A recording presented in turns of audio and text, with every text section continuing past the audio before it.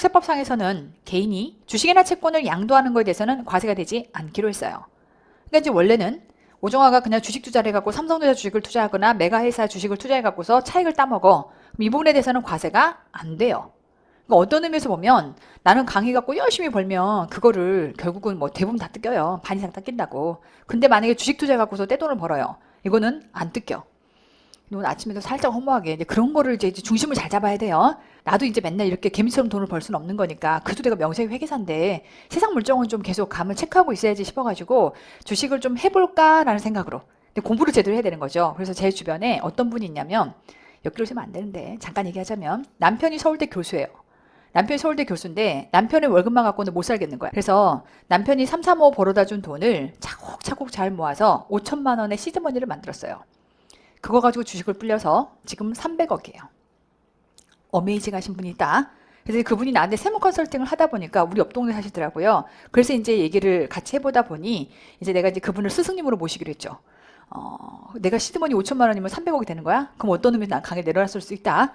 근데 어쨌건 근데 그분을 보니까 이제 그분처럼은 하기가 힘들어. 왜냐면 나는 아침에 일어나서부터 6시에 새벽 6시부터 책상에 딱 들러붙어 앉아서 강의 준비를 해요. 근데 그분은 아침에 일어나면 새벽 6시부터 컴퓨터 앞에 붙어 앉아가지고 주식에 해당하는 모든 이 각각에 해당하는 그 주식들 있잖아요. 주식을 연구해 하셔요.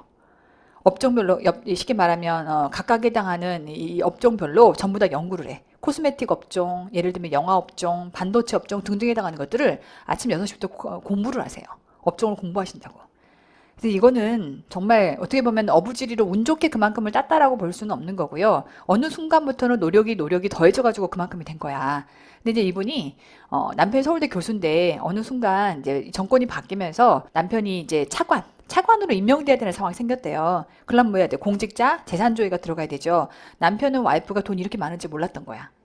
근데 와이프는 5천만 원 남편이 지금 벌어다 준 돈으로 시드머니로 이만큼 주식 투자한다는 사실을 얘기 안 한 거지. 일단 어떻게 보면 검소한 거예요. 그만큼 돈을 많이 벌어놔도 그걸 갖다 흥청망청 쓰지 않고 계속 재투자하면서 돈을 불리고 있는 거예요.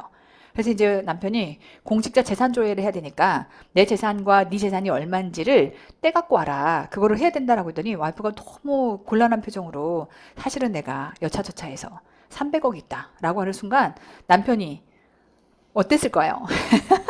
여러분 같았으면 대노하며 난리를 쳤을까? 아니면 쉽게 공직자를 내려놨을까요? 남편이 정말 씩 웃으면서 그냥 자기 안 하겠다 그랬대요. 자가요.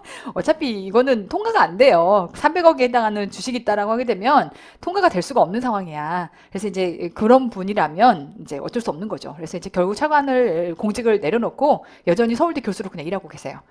공직을 내려놓고 어떻게 보면 그러니까 등등. 아침에 그분과 나의 이제 과거 친구와 이렇게 같이 모든 그룹이 있어서 같이 주식을 공부 좀 해보자. 나는 근데 공부를 좀 해야 되니까 공부를 해보자라는 모든 그룹이 있는데 내가 거의 모든 시간이 강의에 지금 집중돼 있잖아요. 그래서 이제 아침에 뭐 막 카톡이 한 20-30개가 올라오더라고요. 그 사이트 안에서 뭐 이번에 반도체가 좋대. 지금 하이닉스를 봐야 되는데 뭐 그 여자분이 어쩌고 저쩌고 저쩌서 지금 하이닉스가 너무 저가로 평가가 되고 어쩌고 저쩌고 저쩌서 하이닉스를 좀 공부해 보십시오. 자기가 지금 추천한다. 그 얘기를 막 해. 근데 내가 딱 보면서 그 생각을 했어요. 아, 이거는 내가 낄판이 아니겠다. 왜냐면 나는 하이닉스가 좋다는 건 알겠는데, 그분이 얘기하는 건 알겠는데, 그럼 내가 여기다 상당 시간을 써야 되잖아요. 근데 내가 여기다 쓸 시간이 있어, 없어? 없어. 강의 준비할 시간도 부족해. 오늘 막 하덕하덕 하면서 강의 준비하고 왔어요. 오늘 끝내야 될 양이 많잖아요. 나 왜 이러고 있니, 지금? 어쨌건 나는 이건 내 바닥이 아니다. 이거는 내가 할 수 있는 길이 아니구나라는 생각이 들 정도로 이제 거기서는 어쨌건 막 이렇게 하는데 나는 이제 어떻게 할 수가 없는 거지. 근데 이제 그분이 300억에 달하는 재산을 모을 수 있는 건 뭐냐면 딱 이거예요. 과세가 안 돼요. 상장 주식 거래하시거든요. 그럼 기본적으로 개인이 상장 주식을 매도하는 것들에 대해서는요. 기본적으로는 과세가 되지 않습니다. 자, 그러면 양도세법에서 얘기하는 주식 매매에 대해서 과세한다라고 하는 거는 어떤 범위냐라고 하게 되면 첫 번째 대주주 양도분.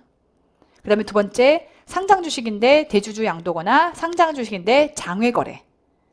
그러니까 이제 상장 내 시장에서 거래하는 건 괜찮아. 근데 장외 거래에 대해서는 과세예요.